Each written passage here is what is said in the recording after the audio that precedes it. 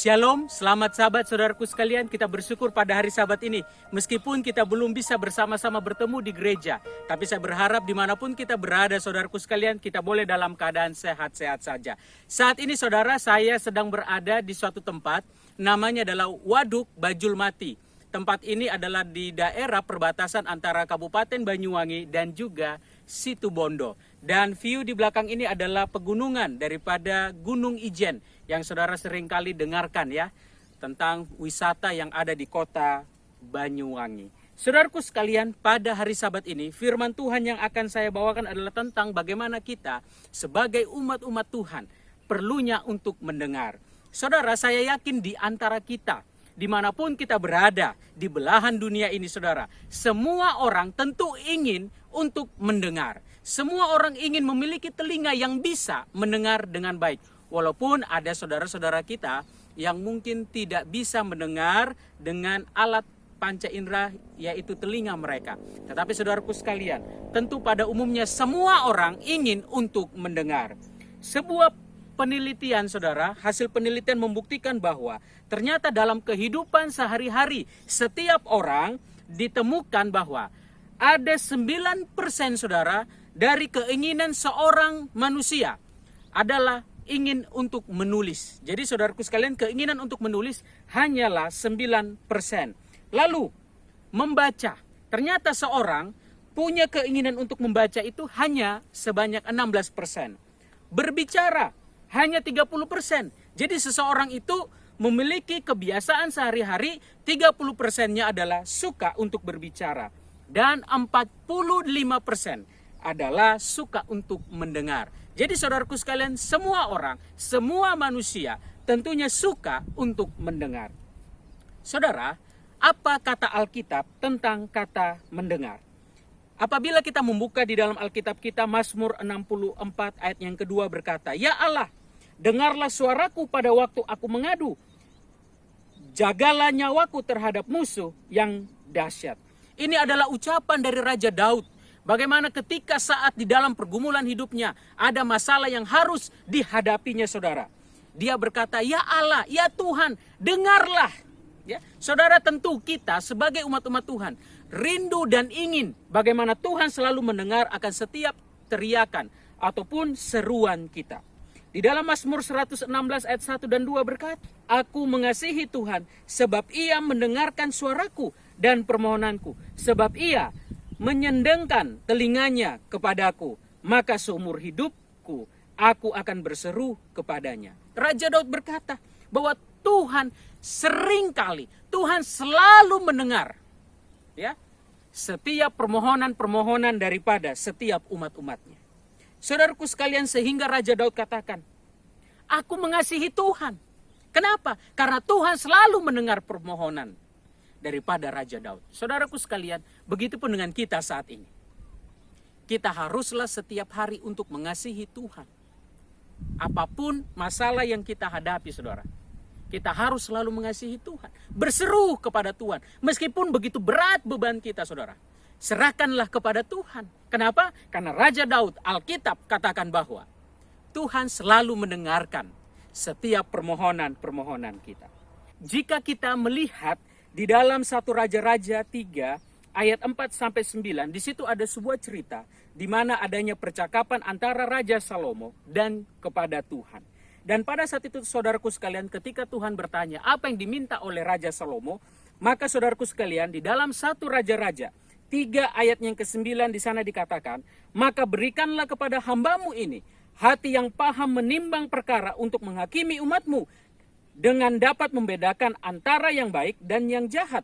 Sebab siapakah yang sanggup menghakimi umatmu yang sangat besar ini?" Jadi saudaraku sekalian, Amsal Salomo berkata saudara, bagaimana saudaraku sekalian Raja Salomo menginginkan bahwa hikmat Tuhanlah yang dia minta saudara. Bagaimana dia supaya memahami apa yang Tuhan katakan. Sehingga saudara, apabila dia memiliki hikmat, dia dapat melakukan tugasnya, khususnya untuk menjadi seorang raja bagi kerajaan Israel pada saat itu. Saudaraku sekalian, umat-umat Tuhan, kita pun sama seperti yang Raja Salomo lakukan, saudara. Ketika kita memiliki begitu banyak pergumulan, saudaraku sekalian, mungkin di antara kita banyak yang meminta akan hikmat kepada Tuhan. Tetapi sayang, saudaraku sekalian, ada juga orang-orang yang tidak meminta hikmat kepada Tuhan. Saudaraku sekalian, apabila cerita di dalam 1 Raja-Raja 3 ayat 4-9 dan di ayat yang ke-9 tentang kata hati yang paham, ini berbicara tentang kebijaksanaan, maka saudara kita bisa bandingkan dengan Ulangan 6 ayat 4 yang mengatakan, saudaraku sekalian, dengarlah hai orang Israel, Tuhan itu Allah kita, Tuhan itu Esa. Bahasa aslinya, saudaraku sekalian, adalah kata sama yang artinya adalah mendengar. Jadi saudaraku sekalian, penting bagi umat-umat Tuhan untuk mendengar akan suara Tuhan ketika suara Tuhan itu berbicara kepada umat-umatnya. Saudaraku sekalian, begitupun yang dialami oleh Raja Salomo. Ketika dia meminta hikmat itu, saudara, tentunya hikmat itu adalah tentang bagaimana dia mendengar akan firman Tuhan. Dia mendengar akan perintah firman Tuhan. Dia mendengar akan keluhan rakyatnya. Jadi saudaraku sekalian, apa yang dimaksudkan daripada meminta hikmat daripada Tuhan adalah bagaimana saudara dan saya peka terhadap suara Tuhan melalui pekerjaan Roh Kudus di dalam hati kita. Saudaraku sekalian, apa yang harus dilakukan umat Tuhan dengan mendengar? Di dalam Yakobus 1 ayat 19 berkata, saudara, hai saudara-saudara yang kekasih, ingatlah hal ini, setiap orang hendaklah cepat mendengar, tetapi lambat untuk berkata-kata dan juga lambat untuk marah. Jadi saudaraku sekalian, sebagai umat-umat Tuhan yang harus dilakukan saat ini, saudara, adalah bagaimana saudara dan saya suka untuk cepat mendengar, saudara, dibanding cepat untuk berbicara. Saudaraku sekalian, ketika kita emosi, saudara, yang harus kita lakukan adalah kita menahan emosi kita, saudara. Sehingga apa, saudaraku sekalian? Lebih banyak kita mendengar.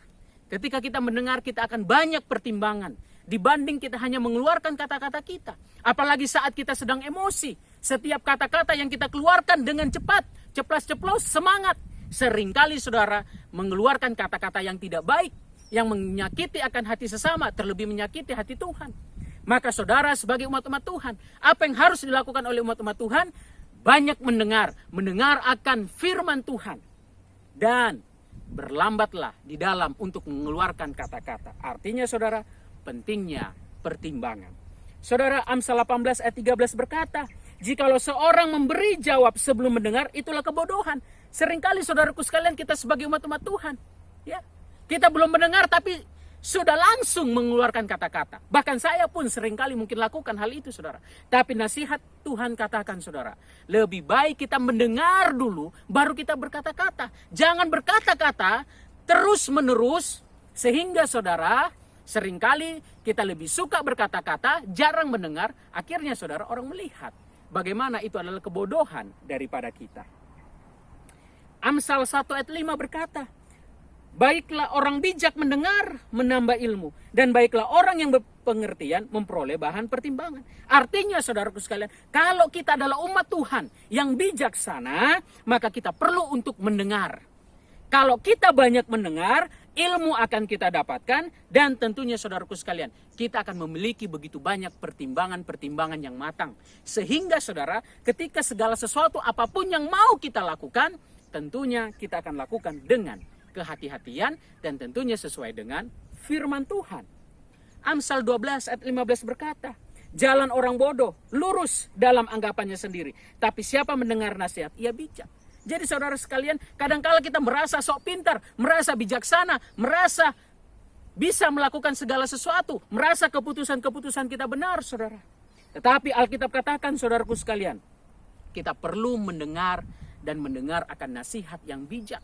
Nasihat tentunya saudaraku sekalian dari firman Tuhan, dari orang-orang rohani, pendeta, ataupun orang tua, ataupun tua-tua jemaat. Kita perlu mendengar, sehingga saudaraku sekalian, kita akan memiliki pertimbangan yang matang, sehingga setiap keputusan-keputusan kita adalah keputusan yang tepat. Saudara, jika kita sudah mendengar akan setiap nasihat-nasihat firman Tuhan, nasihat-nasihat dari orang tua, nasihat-nasihat yang memberikan akan arahan kepada kita, maka apa yang akan kita dapatkan? Di dalam Roma 10 ayat 17 berkata, jadi iman timbul dari pendengaran, dan pendengaran oleh firman Kristus. Jadi saudaraku sekalian, kalau kita semakin sering untuk mendengar akan suara Tuhan, maka tentunya saudaraku sekalian, iman kita pun akan bertumbuh. Arti yang dimaksud dengan kata mendengar di sini saudaraku sekalian, bukan hanya sekedar mendengar dari telinga, tapi mendengar dari pikiran kita.